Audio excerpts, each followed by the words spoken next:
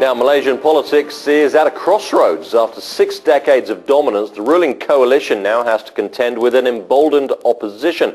Public demands for change are mounting, and they're buoyed by concerns about rising corruption, cronyism, and, of course, higher living costs. As Haslinda Amin now reports, reviving the people's confidence could be an uphill task.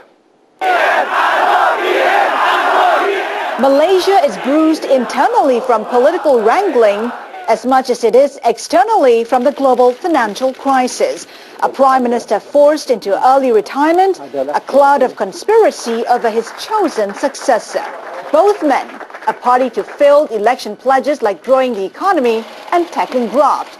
Abdullah Badawi will hand power to Najib Razak more than a year ahead of time. My concept of leadership is performance-based leadership.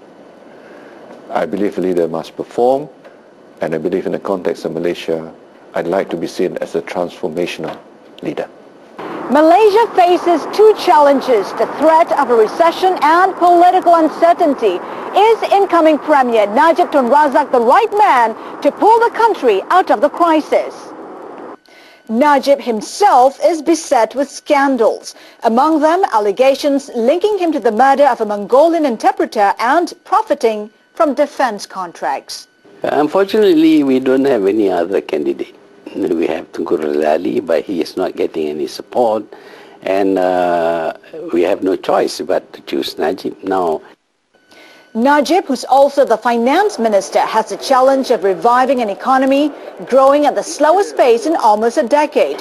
Electronics exports to the US and Europe have slumped, and the government is considering easing restrictions on foreign investment to counter the slide.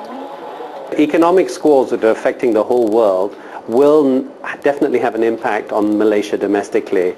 If Najib can steer the country through these squalls, minimize the impact and defend the country's interests, I think you'll find a lot of support will come back to him and back to UMNO.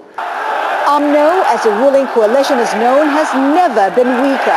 And for the first time, it faces opposition led by Anwar Ibrahim, who claims there's enough support to seize power. UMNO, for example, become in their rhetoric and pronouncements become more racist. They have completely ignored their coalition partners. They have gone through some very draconian, tough measures against oppositions and critics, against members of parliament, against bloggers. They are in a complete state of denial.